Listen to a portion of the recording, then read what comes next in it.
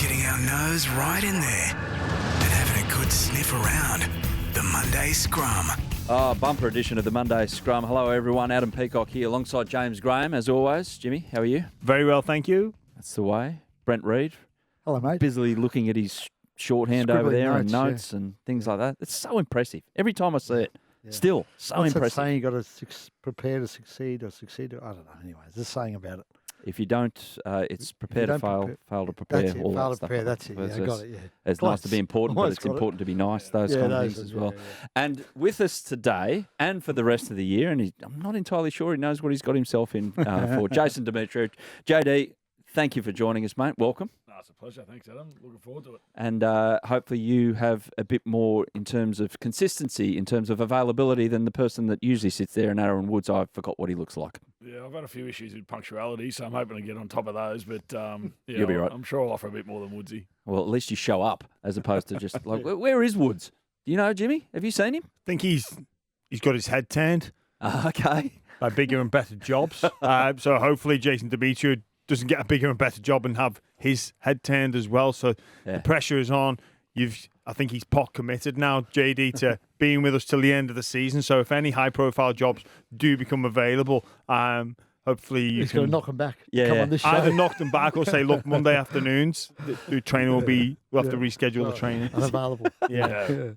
I'll have to push it back an hour so that I can just get in the training first and then come Sorry, to work. Para, can't take the gig. Got Monday Scrum. No, we'll ask you about that a bit later on, JD. Yep. But let's get into Origin team. So they're out. We know them. And to you, Reed, Yeah, what's straight up? up to you, Queensland.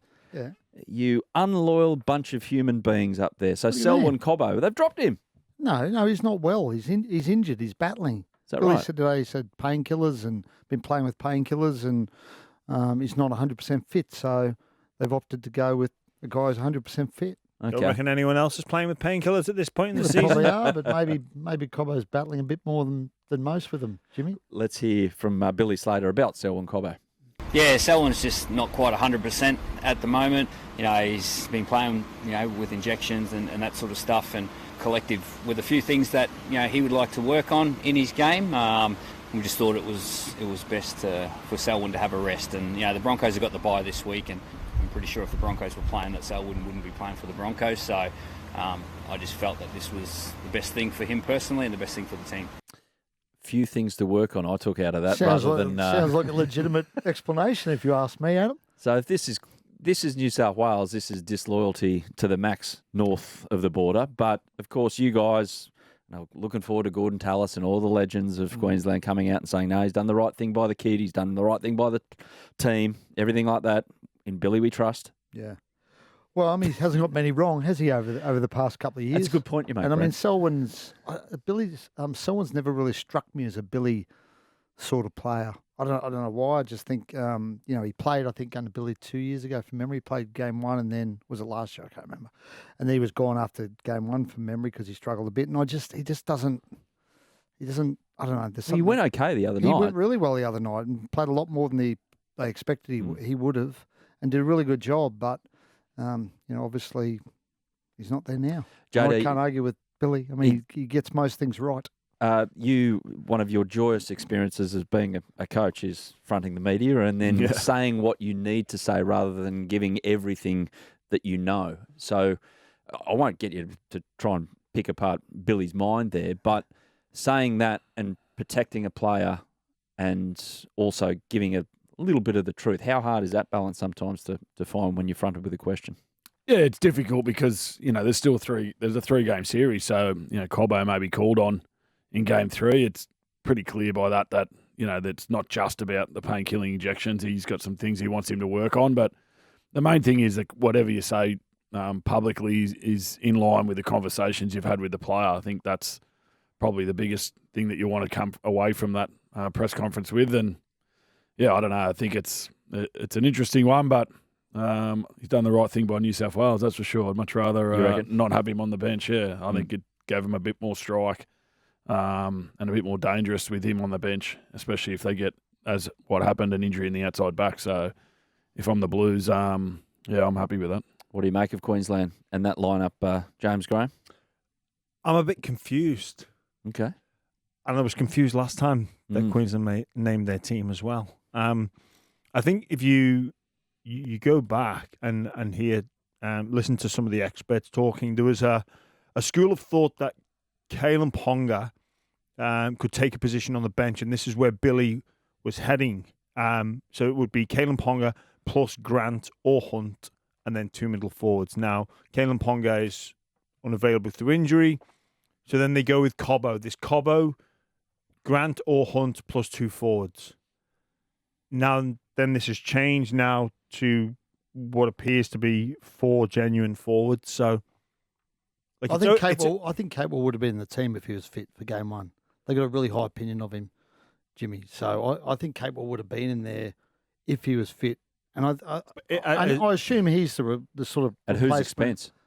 For Cobbo. For Cobbo. I would imagine so, yeah. Okay. Because that's a logical... Didn't Billy say before I had a plan for Cobbo, and we've had this plan for a strike Capewell back wasn't fit, right? on the bench? Yeah, but Capel and Cobbo and Ponga are different players. So I wouldn't have been surprised to see Ezra Mann in there as that X-Factor style player that they're just going to throw on. But again, like, just because, like, coaches, it's okay to change your mind and change your plan. It just, again, it's got... I can't figure it out. I couldn't figure it out last time. And, this looks more traditional. Like, it's not... Like, if this team was named for game one, like you said, oh, yeah, happy days. But because he went with such an never really seen before bench with that Cobbo-style player and Harry Grant, and now it's not that, I think it just makes us question, but it's more traditional. Does it mean he's expecting JD a different kind of game? Oh, for sure. I think Billy hinted after the game that he didn't think they played that well.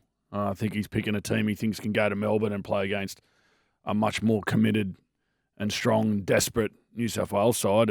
They're 1-0 down in the series, so everything's on the line in this game. So, I think he thinks it's going to be more of a forward battle, and he's probably picked a team that can handle that. That's probably why he's left Cobbo out and he's gone for that forward cover. And he's brought Felice in, who brings them some size as well. They probably lacked that on the bench last game, so I thought Felice was outstanding against the Sharks in the middle last weekend. Probably earned his selection there. So he's definitely expecting the conditions as well. You're going down to Melbourne in the cold weather. It's not going to be as fast and as free-flowing as it would be, say, in the third game in Queensland or the last game in Sydney. So I think he's preparing for that as well. Hopgood, by the way, back injury. I saw him injured. in that. Yeah, he's injured. Yeah, I was a bit harsh has on Selwyn before. He actually, when he played game one last year and then got injured, that's why he missed the last 2 games of the series last year. So I was probably should have got that right on Selwyn. But yeah, I mean, I think it's a better looking. I think the New South Wales team's a better looking team. We'll get to them. And I don't think, and with JD, I don't think Queensland played that well in Origin 1. And if New South Wales had 13 players, maybe it would have been a different story. But I didn't think Queensland were that.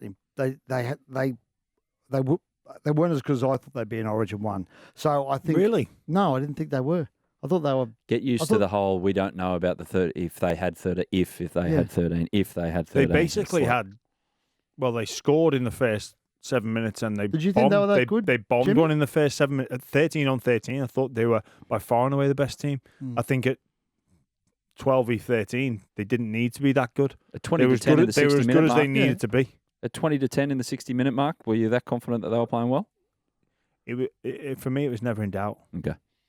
I suppose you just got to win the game, don't you, as well? Dane Gagai is the 18th man.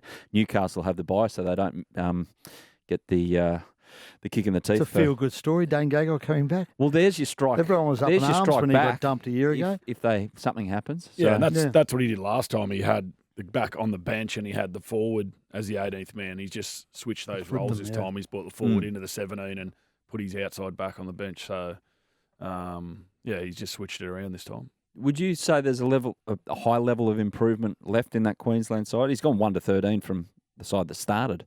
Oh, definitely. I don't think they can give over the cheap ball they did, especially in the second half, to New South Wales with the extra strike they've got in their team now. I think Mitch Moses' kicking game will make a massive difference to the field position New South Wales get. And there was enough in that game for New South Wales to go into this game confident. They've made a few changes, but majority of those changes have been made because players have come back from injury. Dylan Edwards was in the side and then missed out through an injury. Mitchell Moses wasn't available through injury. Cameron Murray wasn't available through injury. So the side is strengthened just by getting his best players available.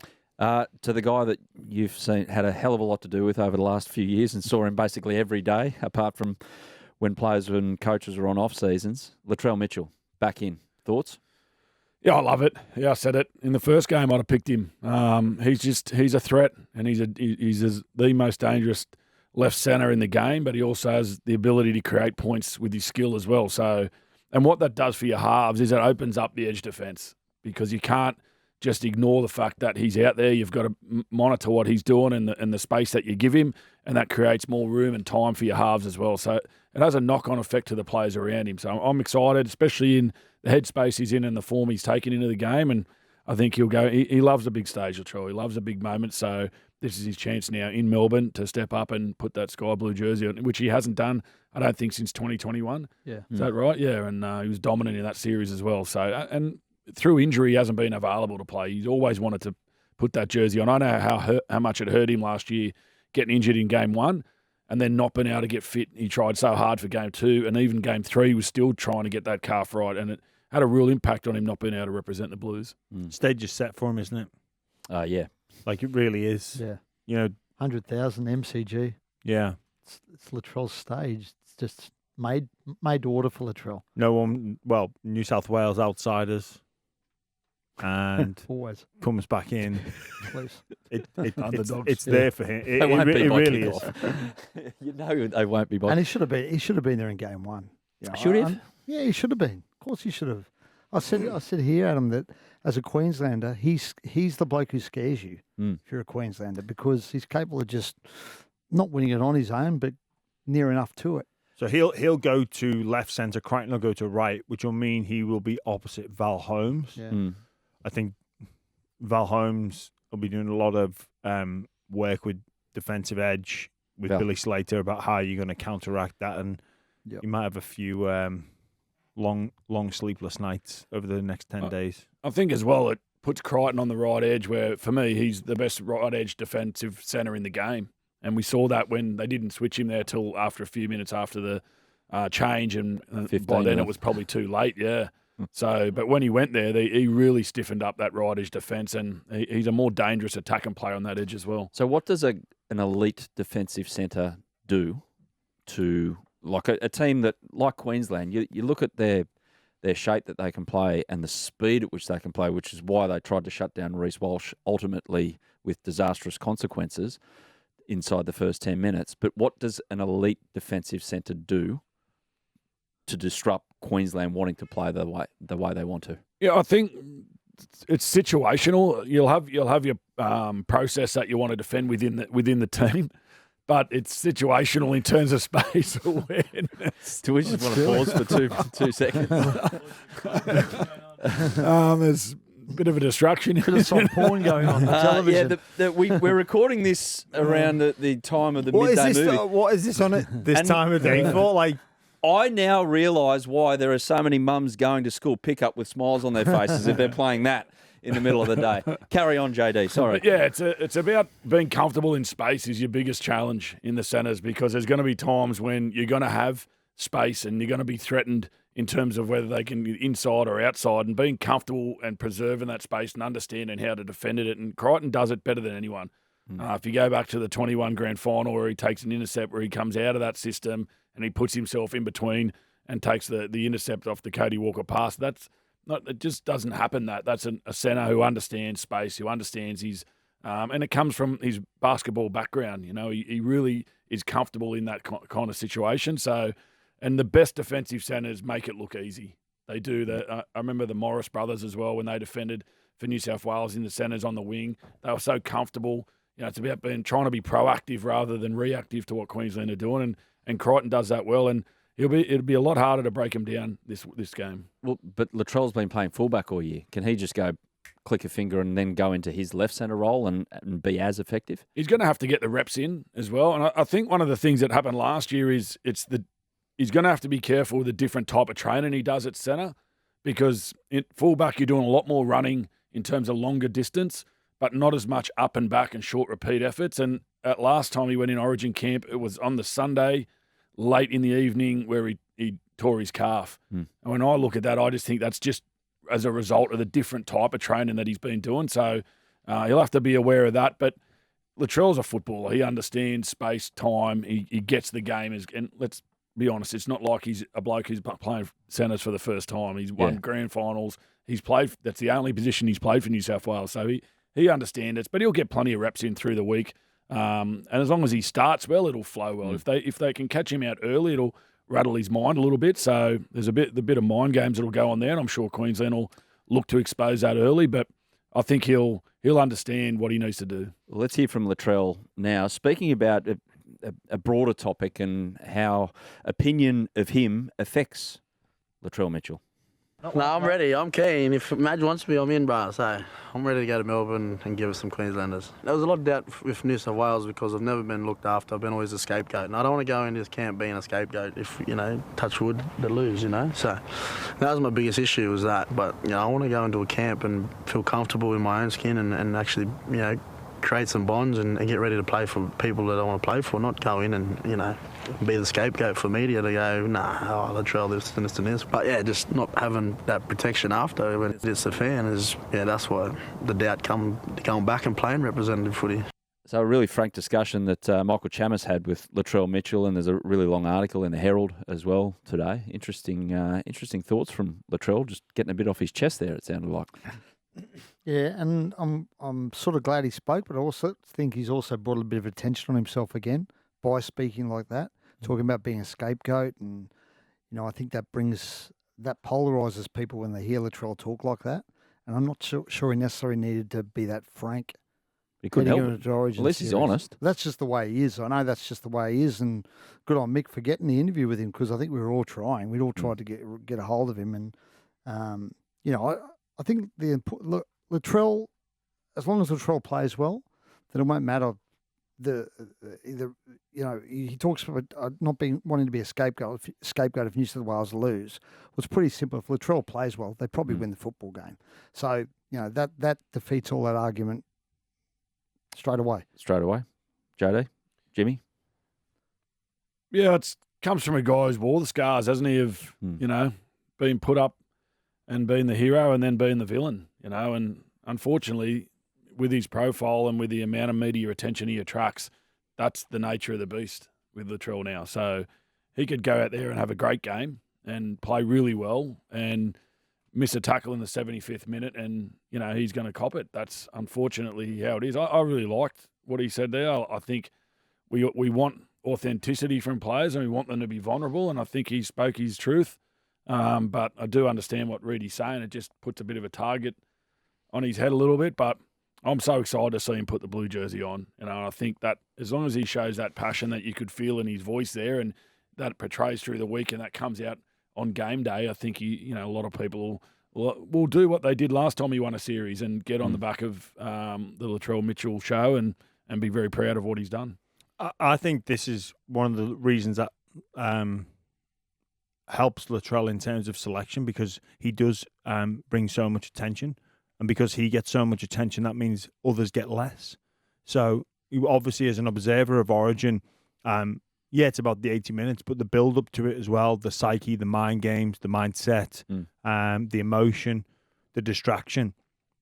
Everybody wants to talk about Latrell now. So all the other members of that team, they're not. I reckon that's, Jimmy, one of the things that probably counted against him leading into Origin 1, because I wouldn't imagine knowing Madge, he wouldn't like the circus. And Latrell, no matter what you think about Latrell, he just brings that. Because he's such a big figure in our game. He's such a superstar, right? He is, there's not many guys like Latrell in our game. In fact, there's none. He's the most unique footballer, because a unique person in rugby league, and he brings a circus with him. That's just that's just the way it is. And Madge would hate that. Knowing Madge. He diverts attention, so we're not having the Tedesco Edwards chat. Yes, we're not having the Moses chat. We're not having Luai. Yes, we're not having what did Cameron McInnes do wrong? Yep. Why is Connor Watson coming into the team? Like that's the focus point, the main talking point of Origin of the New South Wales team. Is how is Latrell Mitchell going to handle this? Just one last one, JD, on Latrell Mitchell. We see the face and him either putting on a brave face or speaking in the media, which, I mean, being in the media for so long, you look at it and you go, oh, you're probably getting 10% of what's really going on, I think, in the overall, because you've only got so much time, so much space in a column to write down the quotes. You see him in a dressing room after a disappointing loss or a big win. What do you see? What have you seen over the path with Latrell? Yeah, I see a guy who loves playing footy.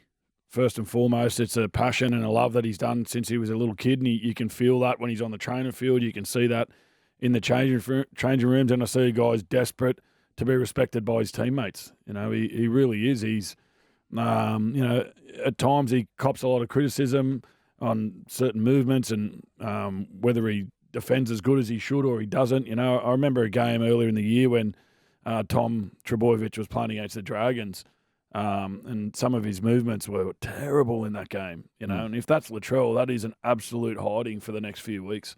You know, and that's the difference. But he's a guy who you want in the change rooms because he does hold people to account and he will drive a standard.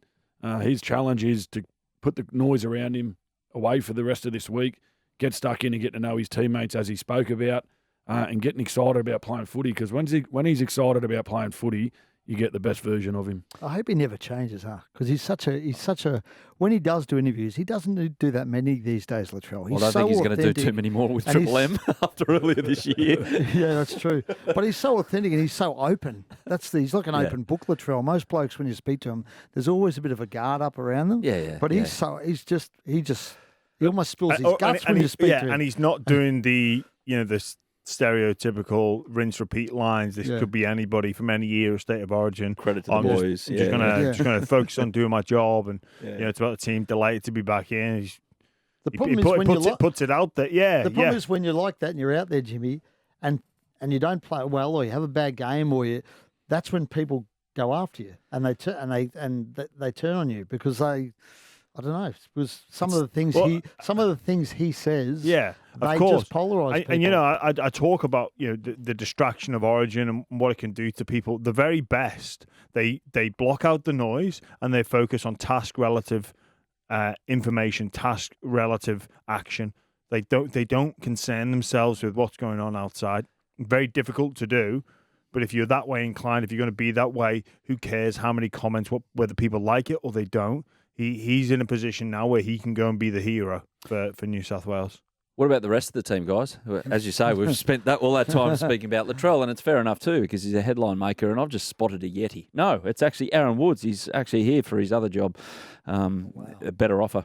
Anyway, so Moses in, Hines out, Murray in, McInnes out, Edwards in, Teddy out, a few other shuffles there. Bits and pieces. What do we think? What jumps out the most out of all of those changes that Michael Maguire has made? If you want to go first, JD? Yeah, I think the Connor Watson inclusion probably stands out. I think Connor Watson. That's what, the other three, as I said before, they were injured, so those guys have come. They've just earned their selection back in the team again because they're available. So I think had they been available, Mitch Moses would have played, Edwards would have played, Murray would have played as well. So, but I like the inclusion of Watson.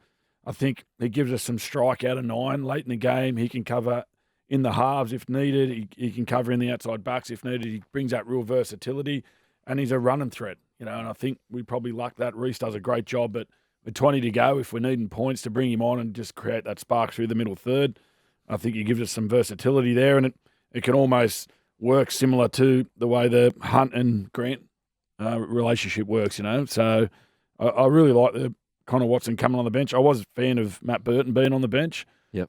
But I can understand why they've gone with Connor as well. Well, the Dogs are happy because Matt Burton's not 18th man again for the 400th time, so he can actually play this week. Haven't they? No, they had the bye last weekend, so he can actually play this weekend. But he misses out, it seems, altogether and on the squad.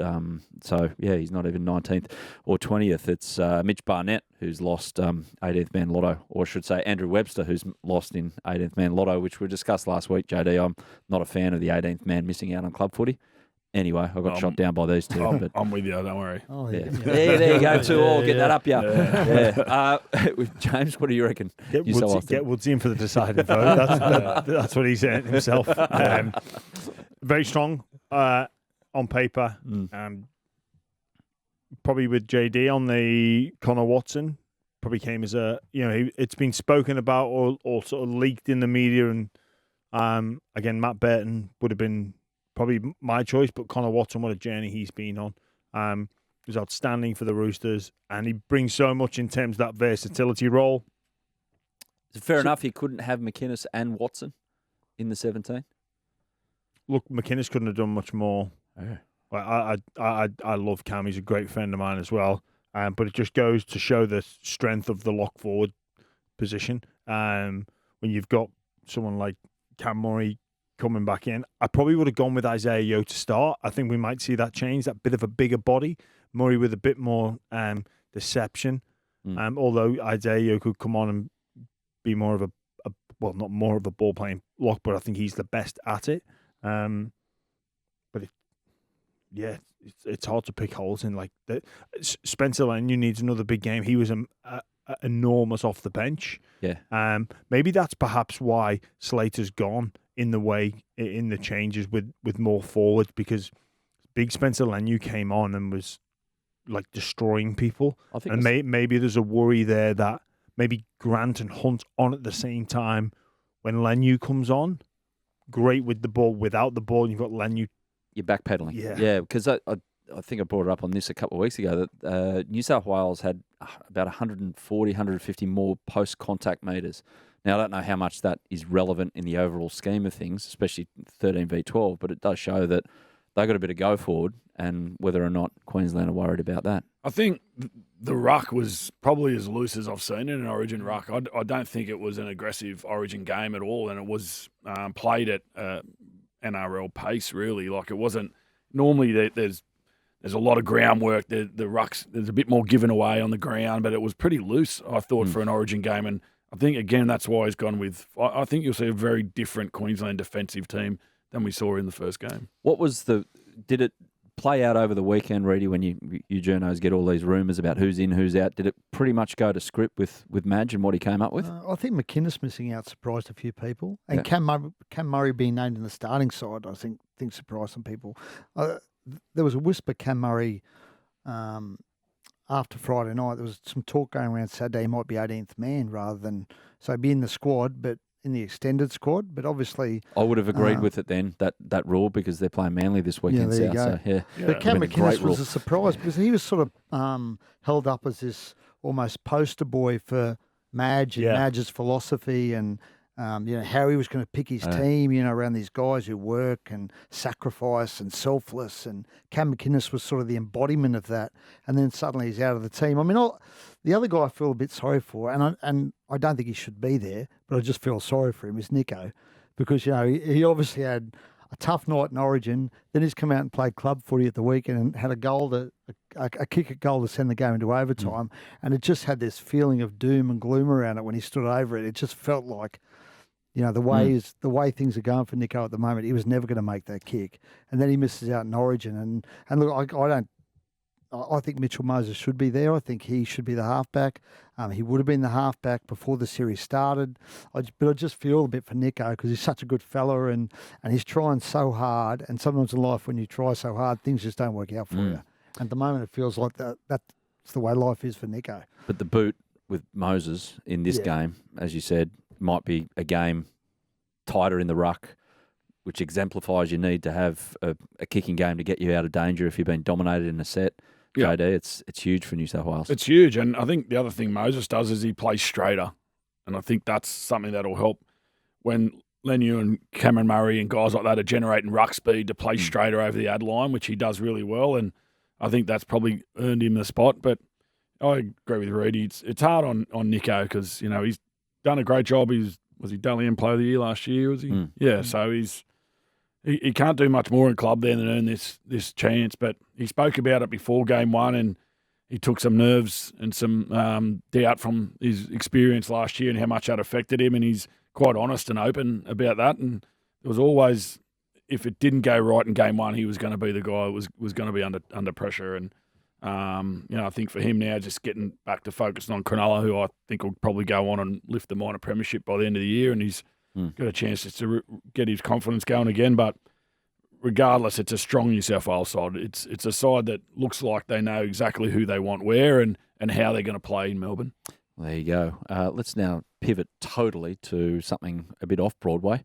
Now, the WTF moment. I mean, it can be Origin, but we've spoken a lot about Origin, so it's just open to it. JD, this is anything in the world that you like, even a traffic incident that you've seen or something like that. Can be footy, can be anything else. Really can set the tone. There's a lot going on in world sport at the moment. Got up this morning at 5 a.m. Watched England and soccer. Yep. Wasn't that impressed with them, Jimmy, to be 2 fair. hours of your life you won't Thought get back. Yeah, That they were game. pretty poor after the first 15, 20 minutes. But then I switched over to the golf, and it went to the 18th hole. Rory pretty good. McIlroy is standing over a putt of about a metre. Yeah.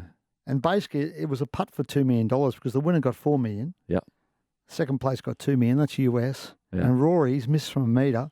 Hasn't won a major since, 2014, 2015? And then Bryson DeChambeau's come. He was playing the 18th after him and made a great up and down from the bunker. Yeah. Won the US Open. So Rory missed two was of those. basically a $2 million putt. So he missed two of them, actually. I didn't see the other one. I Two missed the other one. three-footers. So he, for a guy that hates Greg Norman, he has done a spectacular job at an impersonation this morning. Another victory Rory for McIlroy. Live Golf too, Adam.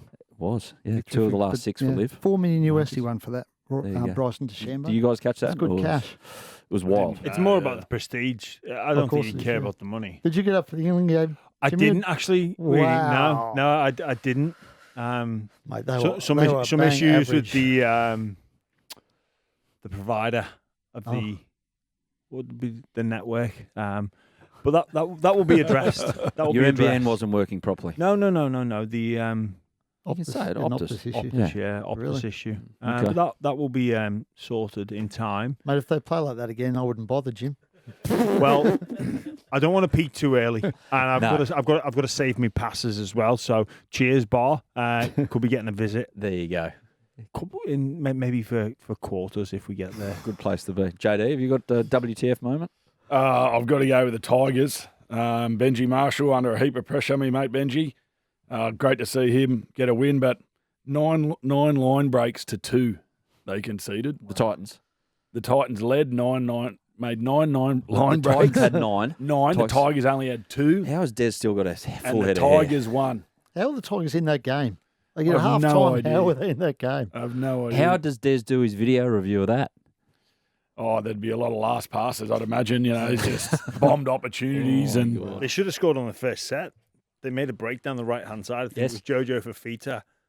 He basically just ignored the 2 Titans players that were coming from the it's inside. just another example of scoreboard pressure or the ability to stay in the fight by keeping the scoreboard close. And the Tigers were able to do that. And the longer the game went and the closer they were able to snatch it. So off great the win bottom. for Benji and off the bottom. So the fans loved it. yeah, oh, how good was it seeing them all You love on Leichhardt, the don't you, hill in Reggie? Leichhardt? No, it's a dump. Even with the 40 million Did you coming see in? the bloke get his shirt off and Oh, it's go great. sliding Where down else the you hill gonna- on you're his not going to get belly? that at a core Did you see stadium. that? After the game, some bloke ripped his shirt off and basically it was a mudslide and he slid down on his guts. Promise Down that the they hill. Are you Arvo back footy, in that on? is. Are you back in on Leichhardt? No. Or- No. Not way. at all. No. Yeah. Like, I can't believe people are. You know what? Can I just digress on? Here Actually, we no, I'll go. get to this in my mail. Go Okay, on, Jimmy. yeah, go. All right, I'm looking forward to hearing that because you got Prime Minister, the leader of our game, are all in. Yeah, Well, of course they Reedy's. Oh, of course they are. You don't think they are? Yeah, sure they are. They don't have to worry about the club making a profit, though, do they, Jimmy? It's not their problem. What's your WTF, James? My WTF moment is Kelma Tuolangi. The game What's he needs copped to. for it? No, Free? he pretended to get a high shot from Joey Manu. Oh, that one. Okay. Yeah. I mean, what are we doing as a game? Mm. Like, oh, it's disappointing. Did he go to the head bin? No, he should have done that. That's what should happen now. Well, we had it with Kyle Flanagan. And Yeah, if you carry on, And didn't Oh. DCE give him a spray on the way through as well? yeah, good. Oh. you Good. should be This- automatic well, 15 minutes off the field. Kyle was dudded. Like, unfortunately, Kyle's honesty cost his team a try. So there was a clear obstruction. Olaquatu scores. Mm. The referee points to the spot, and Olaquatu sort of gets up and goes, "Oh, plus, let's just get. Come on, let's go and just defend our line." Try awarded. Kyle then get like it basically should. If he falls over, it's a no try. Mm. I just don't know where we're at. We need to clear this up. But Kelma Tuolangi, he like feigned a high shot from Joey Manu and got a penalty, and it's just I really don't like it. Isn't what happened in that game late? Was it later or early? I'm not sure. Isn't that the Karma bus paying a visit? I don't know. With two wrongs don't make a right. Anyway, it's just. Well, you've got a problem with that in the game. I've got a problem with something in general society for my WTF moment. I flew into Sydney on Saturday morning, and there was barely any sport being played on green space. And I went down to my local. I went down to a couple. They were dry. Games called off. What the hell is going on with games being called off on grounds that are no good anyway? And they're not going to be any good until September when the soil warms up and grass can start growing. I love my horticulture. It's just mad. I don't know what's happening. JD, we were talking about this involved in junior sport earlier and coaching the under-14s girls out at Cronulla Caringbah, and we've had 4 washouts this year. On grounds are underwater, or are they just a bit soggy? One of them got cancelled when we were at the game, and it was literally underwater. And there was teams, though, they did their best to get it on that day, so I could understand that. But, yeah, there's been other days where you get up in the morning and it's been raining the previous days, but it's sunny, the wind's blowing. So, but, yeah, I can't remember as a kid games being called off for weather. Honestly, we played in all sorts. Just got on with it. I don't know what's happened. I know, a bit more fragile these days, the groundkeepers, definitely in the Shire, that's for sure. A couple of weeks ago, it started raining. 6-year-old had an absolute blast. All the parents were faffing around. It's like the kids were having an absolute ball. I was speaking to JD about it before. I think it comes down, and I think the clubs issued a statement. It's a health and safety issue because, unfortunately, the people that moan about not being able to play, if something happened, like an injury is sustained, they blame it on the pitch and then they go and sue people. So you can't have your cake and eat it. So it's all these numpties that want to sue people because they get injured. Back in the day that JD speaking about, like when we were playing as kids, if you broke your leg or you're playing social sport, you just cracked on. You got on with it. You didn't go and look to sue the council for not how could you possibly let me play in this conditions? Take some responsibility for yourself. If you don't want to play, it should be like, look, guys, fields are open, but it's on you. If you get injured, unlucky, deal with it yourself. Here. Charge through the door. Anyway, back to footy. JD. Yes. Para. Yeah, no, I'm not in the next stage, so they've let you know. They'll move on. They've let me know, which is great. I appreciated the opportunity. It was good to get the adrenaline going again and sit in front of the guys there. And they've got some great candidates, so I'm looking forward to seeing how that progresses. Yeah. You don't know who's in the next stage, but he has. I have no idea, and I didn't ask. I have no idea, and I don't want to know either. Captain Shorthand over here, letting you know. Hello. So how does that manifest itself? You went and had the discussion, informal discussion, or was it full PowerPoint? No, it wasn't PowerPoint. It was informal. With Sean, the chairman, Jim, the CEO, and Buckets, Mark O'Neill, who's the GM of football over there, and just spoke, for a good couple of hours about your journey, how you got to this point, and all that sort of stuff, and their vision for the club. And then their next phase was to shorten that down again, and the few that are selected will then go on and do some sort of presentation, was my understanding. So, but like I say, I'm not sure who that is. I'm sure that'll come out in the next week or so, but it was pretty clear they're looking to get on with it and make a decision pretty soon.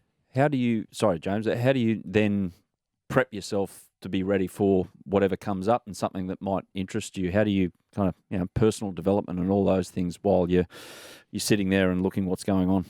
Yeah, I think you do a bit of a reflection on where you're at and how you end up where you are, and then get around and talk to some prominent people in the game and get some opinions and some thoughts and just clear your head, get back to watching plenty of footy, enjoying. I still, the thing that happens when you go through these type of things is you can lose the enjoyment for it a little bit. So coming on here and doing things like this gets you that adrenaline going again, gets you excited about your footy. Because ultimately, I'm a fan. I love the footy, and I've been fortunate to make a career and have a living out of it for the last 20-odd years. So now it's about getting excited what the next opportunity is. And I'm in no rush. Those things will start to play out over the next few months. But I'm looking to get into something soon. Says my missus has given me plenty of jobs to do around the house, and I've got a list on my phone. It keeps getting added to every other week, so I need to start ticking them off. Well, mate, whatever it is, good luck with it. But again, you've signed the contract here now, so it's between around the 1 o'clock mark on a Monday. Everything has to be spaced out around that. Okay, so and if you don't keep to it, like we can be pretty nasty. Yeah. Can I ask I have no doubt. JD, would you go and be an assistant again? Like For sure. Yeah, I mean, for me, I just love coaching. And if I get an opportunity to coach, it's not about whether I can be an assistant again. That's a non-issue to me. I do that comfortably. It's just about getting the right opportunity. I still have strong ambitions to get another opportunity as a head coach. I feel like I've learnt some great lessons through this experience, but it's about now how I get the best experience to create that opportunity again, or just get into somewhere where I feel like I can make a difference. Yeah. Absolutely, something will pop up. Absolutely. Reedy, you were looking for like the spin. What do you mean? Where I can pitch him to. I might pitch him to a couple of clubs with the power thing. With the power thing, Yeah. mate, just do what you normally do. Just make it up. Oh, Jimmy. You sound like Woodsy now. Stop eroding my credit. I've got to stop coming on these shows. Because all that happens is blokes erode my credibility. Just make it. What is left of it? The shred just that's make left an of it. educated guess. Like Well, it's I'm not here. hard. There are only six on the list. Mate, exactly. On the Mate, there list. you go. Make the educated It's guess. down 6 now. And no one's going to hold. No one's going to hold you to I account. would dare say it's down to 2. The internet moves quickly. The Really. top 2? The 2 we thought? Rolls and Hannah. Yeah. Checker. It'd be wild, but Yeah. And I think Baz Trent actually hurt himself with all the he went in a publicity all the drive, didn't he? media. I don't think that helped his cause. There's a guy that hasn't been spoken about. I'm not too sure if they actually spoke to him, but I'll be interested to see, because if they get in front of him, he's an impressive bloke. He's Brian McDermott from Newcastle. I was fortunate to meet with Brian when I first started coaching, when he was coaching Leeds, and he left a real impression on me as a coach, and I know players that have played under him. He's a real straightforward kind of guy, your typical Northern England bloke, but he's had a lot of success in the Super League and been doing a good job for Newcastle with Adam O'Brien there. So I think if he gets in front of him as well, they'll be impressed with what Brian brings to the table as well. Quick word as well. It had to be on the rundown. Manly's impressive win. It's not many games are won by a team. Corey Waddell was like a half a player. He was limping around. He's like, I don't know how he got back out there, but he did, because they had 14. They got it done against the Dragons. Flano was like, oh my God, I can't believe we dropped that. Without saying it, you could see the body language after, but huge win for Manly. And again, DCE, How good was he? what about how he wore that shot in the second half when he got mad-eyed, basically, blindsided, got straight back up, and just next set, he was bouncing around like he's amazing. He was sensational, wasn't he? It's interesting, though, that's the only win that we've got from Clubland. Yeah, we spoke about the Tigers. Yeah. Well, what else do you want to talk about? No, I don't. It's just the dogs beating the bye. Mate, no, it's just that I reckon you've been in cahoots with Charlie. I did not say one thing. Did not say one thing. It was a really good win for Manly under plenty of duress, and at half-time I thought that Dragons had the ascendancy. Coach Flanagan into the boys from the Dragons about getting out and starting that second half really well. But yeah, it was the two Origin players, or two of the Origin players from Manly, showed everybody why they are Origin players. That was DCE and Olakawatu. They were on another level. So spots 5 to 13, still just 4 points between them. And buys are like all over the shop. So some teams haven't had buys, like Cowboys haven't had a buy yet. So that was an impressive win for them over Canberra, exemplified by getting the 2 points the week after as well. For now, though, we're going to learn something. Or are we? Read about it. Read about it. Reedy's Mail. We should start with Manly, because you spoke about how impressive that win was. I was just texting Siebes actually about how many players have got out this week. They've got 14 of their top 30 unavailable this week. And if you look at the names who are unavailable, Tommy, Jake, Daly, Paseka, Hamoli, then you add in Waddell, Sipley, Garrick. I've just done a rough calculation. I reckon it's about $6 to $6.5 million, which is basically more than 50, or around 50%, just over 50% of their salary cap. Thank God Madge picked Latrell. They'll have unavailable against South this week. So he expects to hand out a couple of debuts this week to guys who probably might be our only chance to ever see them in the NRL. Some of these Woodsy guys. got to play again. No, Woodsy's still shot to He's bits, got isn't a he? calf injury. His calf's gone, yeah. How Baby much cow. is that? I forgot to add him to the 6 million. Yeah. 6.1 million. Not even. Sideline this week. I think it's 6.08 million. But it's pretty, you take that win into context and then you look at what they're going to face this week without all those guys.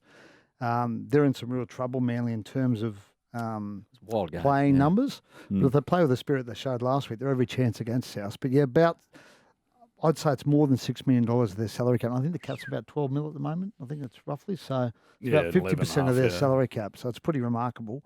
But it leads me to another question, which I want to throw at you two blokes. So young Lehigh Hopewada has been ridiculous for Manly in the past month or so, right? Tommy's due back in 3 weeks. You've got that dilemma. Ryan Pappenhausen's back this week for Melbourne. Sua Farlongo's been outstanding down in Melbourne at fullback. Those two guys, I mean, do Tommy and Paps just walk straight back into these two teams at fullback? Or given the way Lehigh and Sua have gone at fullback, do you even give some thought to maybe tinkering? Maybe Tommy comes back in the centres. Maybe Paps, in the preseason, Paps trained a little bit 5'8". Do you look at tinkering with things? What do you think? Oh, for me, I think with Munster out for an extended period, Pappenhausen to 6 makes sense. Or the young kid going to 6, but given that strike and letting Jerome control the team on both sides, have some real weapons on both sides of the field. Paps defends pretty well. He's played in the middle before. So I'd hate to see him go in the middle again. But I think he'd definitely be an option to go to 6. I think Wishart's been playing there recently, and he's just a defensive player and do his job. So he'd definitely add some spark to their team there. And the Turbo one's interesting because it's a lot going to depend on what the sports science people and the recovery, the rehab process goes through if he's able to come back and play fullback straight away. Because JD, as a coach, how hard is it for you that once your best player in Trbojevic to play fullback, you know how much he brings to the game there, but you've got a sports scientist saying, look, based off these numbers, we should play him in the centre. Oh, sports science numbers do your head in, to be honest, half the time. They do, because you're trying to think about your coaching and they come and start talking about loads and all that sort of stuff, and I get it. It is important, and that's the way the game is now. But I think it's not so much about the sports science they can back up at the moment because he's had multiple hamstring injuries. So it's clear there is a problem there. So something needs to change, and you're going to have to take their advice and their input and their expertise in that area. But there's still a real option for him to play in the centres and then move into a roving role as a fullback when they move into some good ball, into some attacking positions. It's something I thought about for a long time with Latrell and how we could do that with him, because he's such a weapon out the back when he gets the ball and his ability to create points and opportunities for his teammates. And Tom's the same. So I think it gives Anthony an opportunity to be a bit creative in how they use him. I don't think it's a matter of put him in the centres and just leave him there, because you are going to lose the best of him as well. But his biggest problem is pulling Tom back, because he's just all over the place. He does so much above his game. He takes those 4 into 5 carries a lot of the time. His work rate's phenomenal, and how do you pull that back but still get the best out of Tom is a challenge they're going to have to find, because he's a massive player for them. And I think when he comes back, it's coming to the back end of that Origin period where Manly are going to fatigue a little bit. We saw pre-Origin, DCE wasn't playing his best footy, and it really impacted Manly. And you see his game when he's at his best, Manly are just a different team completely. And we felt that in Vegas in round 1. He just destroyed us in the second half with his kicking and his game management. So for him to come back out of Origin knowing that Tom's around with him as well, and the young kids emerging, I think it sets them up for a strong back end of the year, Manly. And Seeves has done well to ride this storm a little bit. He's still got about another 2 or 3 weeks to ride, but if they can get through that and stay in and around that 8, they're going to be there when the whips are cracking, Manly. Yeah, just been in news on Angus Crichton. He's in Origin camp, obviously, and his contract saga's sort of dragged on and rolled on for about 2-3 months now. But I expect some form of resolution at the end of this week. There's a meeting between his agent and the club later in the week, Friday or Saturday, and I think they expect a deal will get done for Angus. So it looks like it'll be a 2-year deal. around that $800,000 mark. So Good for him. it's dragged on a long time, and that will obviously have a ripple effect for guys like Satili Tupanua, who's out there in the marketplace and been given permission to explore his options. And I imagine once Angus re-signs, then we might have some movement on Satili. And just on my favourite subject, Leichhardt Oval.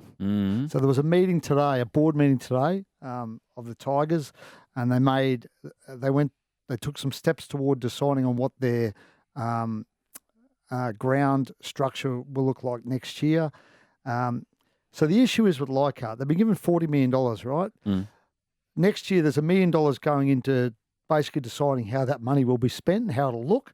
And then the building, the $40 million will go into the ground the year after. So you won't see anything from that $40 million until 2027.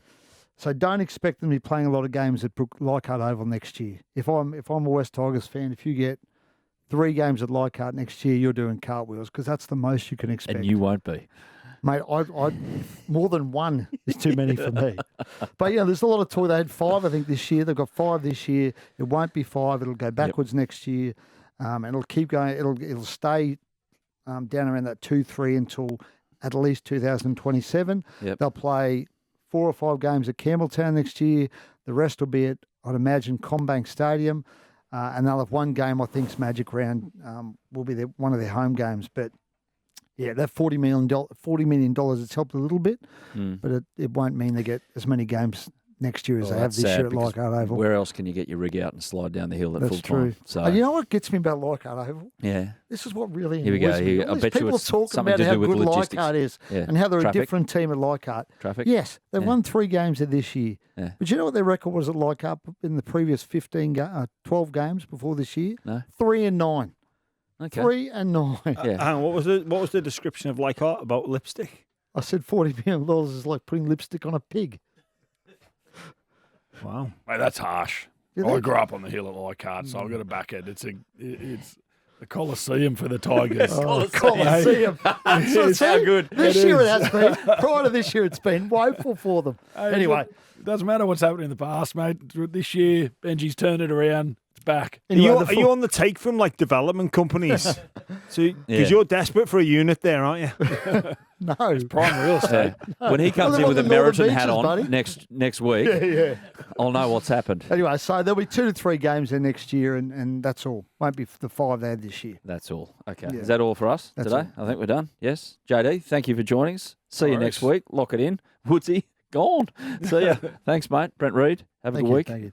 in your reporting, general reporting of the game. And James Graham, I know you'll have a good week, but have a good one. Pleasure. Thanks, everyone. That was a Monday Scrum.